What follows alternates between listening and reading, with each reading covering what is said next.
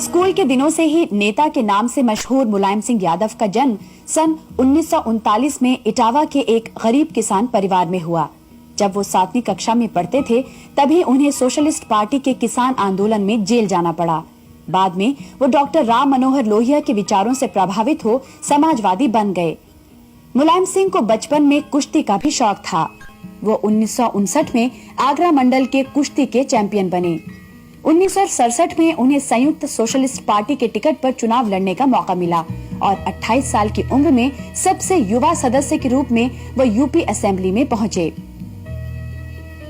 सन 1974 में मुलायम सिंह चौधरी चरण सिंह की पार्टी भारतीय लोक दल में शामिल हो गए। 1975 में इमरजेंसी के दौरान वो 19 महीने जेल में रहे। 1977 में जनता पार्टी के टिकट पर चुनाव जीतकर फिर असेंबली में आए, लेकिन 1980 का असेंबली इलेक्शन वो हार गए। बाद में वो विधान परिषद में विपक्ष के नेता बन गए।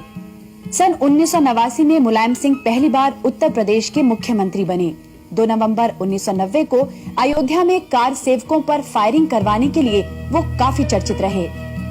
चंद्रशेखर के प्रधानमंत्री बनने पर जनता दल छोड़कर वो समाजवादी जनता पार्टी में चले गए, लेकिन सन 1991 के चुनाव में हार के कारण उन्हें चीफ मिनिस्टरशिप से त्यागपत्र देना पड़ा। सन 1992 में उन्होंने समाजवादी जनता पार्टी भी छोड़ दी और समाजवादी पार्टी का गठन किया। सन 1993 के असेंबली इलेक्शन में मुलायम ने बहुजन समाज पार्टी के साथ गठबंधन कर लिया। चुनाव परिणाम समाजवादी पार्टी बहुजन समाज पार्टी गठबंधन के पक्ष में रहे। लिहाजा 4 दिसंबर 1993 को मुलायम सिंह यादव एक बार फिर उत्तर प्रदेश के मुख्यमंत्री बने, लेकिन धीरे धीरे कांशीराम से उनके रिश्ते बिगड़ने लगे और मुलायम सिंह की सरकार गिरवाकर कांशीराम ने 3 जून को बीजेपी के सपोर्ट से मायावती को मुख्यमंत्री बनवा दिया। आजकल मुलायम सिंह रैलियां और जनसभाएं करके आने वाले लोकसभा चुनाव की तैयारी में जुट गए हैं। मुलायम सिंह जी सुना आप पहलवान थे और कुश्ती लड़ा करते थे। ये कुश्ती लड़ते लड़ते फिर राजनीति में कहां से आ गए? उस वक्त तो स्वर्गीय नत्थू सिंह विधायक थे। उन्होंने कहा मैंने बहुत नाम सुना है, तुम कुश्ती हमको दिखा दो। तो हम कुश्ती लड़ गए और उनको कुश्ती हमारी पसंद आ गई। उसी दिन से वो हमसे प्रभावित हो गए और आगे चल करके उन्होंने ही अपने मन से मुझसे कहा कि अब मेरी जगह आपको चुनाव लड़ना पड़ेगा। हम चुनाव लड़े, उन्होंने लड़ाया और 1967 में पहली बार हम विधायक बने। आप 8 बार एमएलए एमएलसी रह चुके, अब लखनऊ छोड़कर दिल्ली क्यों नहीं आ जाते नेशनल पॉलिटिक्स में?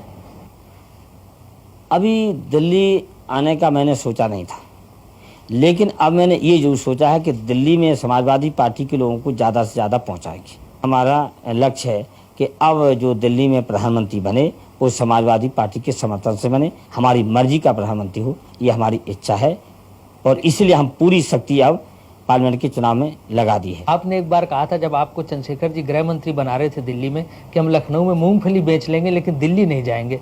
ये सही है, चंद्रशेखर जी ने हमसे कहा था, लेकिन जब चंद्रशेखर जी को हमने समझा दिया कि अभी हमें लखनऊ ही रहने दीजिए तो वो मान गए थे। अच्छा, आप अपनी पार्टी को गरीबों की पार्टी कहते हैं, लेकिन आपका जो दफ्तर है लखनऊ में 5 स्टार होटल जैसा लगता है।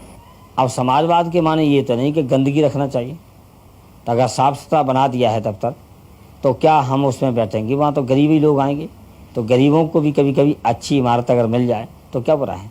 आप तो कहते हैं कि आपकी सरकार पिछड़ों की सरकार थी, जो जिसमें दलित और पिछड़ों की बात मानी जाती थी, लेकिन आप पर आरोप है कि आपकी सरकार को उद्योगपति संजय डालमिया, राज बब्बर और अमर सिंह चलाते थे। ये पूरी तरह से गलत है। जहाँ तक कि संजय डालमिया का सवाल है, वो हमारी पार्टी के कोषाध्यक्ष भी हैं, राष्ट्रीय पार्टी के, समाजवादी पार्टी के राज्यसभा के सदस्य भी हैं, लेकिन उन्होंने सरकार चलाने में कोई कहीं दखल नहीं दिया। जहाँ तक दूसरा आपने नाम लिया है राज बब्बर का, उन्होंने बेहतर समाजवादी पार्टी को समझा और समाजवादी पार्टी में शामिल हो गए और राज्यसभा के मेंबर भी हैं, तो स्वाभाविक है वो तो हमारी पार्टी के साथियों में से हैं, लेकिन उन्होंने भी इस सरकार में दखलंदाजी का कोई काम नहीं किया। अगर मान भी लिया जाए कि राज बब्बर और संजय डालमिया का इसमें हाथ था तो क्या गलती थी? जब मुलायम सिंह जी की राजनीतिक मुसीबत का वक्त था, जब बड़े बड़े दिग्गज और महारथी उनका साथ नहीं दे रहे थे, संजय डालमिया ने कंधे से कंधे मिला के उनका साथ दिया। राज बब्बर ने उनकी जनसभाओं में और हर जगह उनके साथ राजनीतिक सहयोग और सहकारिता की बात रखी। आजकल सुना आप अपर कास्ट के लोगों को खुश करने की कोशिश में सभाओं में बैकवर्ड से हाथ उठाते हैं कि अपर कास्ट के लोगों को गाली नहीं देंगे। हमारी साफ राय है और समाजवादी पार्टी की नीति है, अगर हिंदुस्तान की राजनीति करनी है तो सबको लेके चलना है। इसलिए हर समय हम कहते हैं कि जो हमारा सहयोगी दल था वो गाली जरूर देता था ऊंची जात को, लेकिन हम उसी समय ऊंची जात को हम सम्मान देते थे। और इसलिए बहुत ही शायद मन में बहुजन समाज पार्टी लोगों को इस बात से परेशानी थी कि जो मुख्य पोस्ट हैं और की पोस्ट हैं सरकार में वो ऊंची जात के पास क्यों हैं। बीजेपी ने जो आंकड़े निकाले हैं उसमें कहा गया है कि 70% यादवों को आपने पुलिस में भर्ती करवाया। इससे ज़्यादा झूठ कोई हो नहीं सकता कि 70% यादव थे। और मंडल आयोग की सिफारिशें लागू क्यों की गई? इसलिए की गई थी कि उनका हिस्सा ज़्यादा बढ़े तो सब बैकवर्ड का हिस्सा बढ़ा। तो जब सब बैकवर्ड का हिस्सा बढ़ा तो हो सकता है कि यादवों की तादाद ज़्यादा बढ़ गई हो। कल्याण सिंह का आरोप है कि बैकवर्ड्स के नाम पर सिर्फ यादवों को नौकरी दी गई। उनको हमेशा झूठ बोलने की आदत है। जैसे वो एक जो गरीब जात है या बैकवर्ड जात उसको भी विभाजित करने के लिए कई बार उन्होंने इस तरह के बयान भी दिए।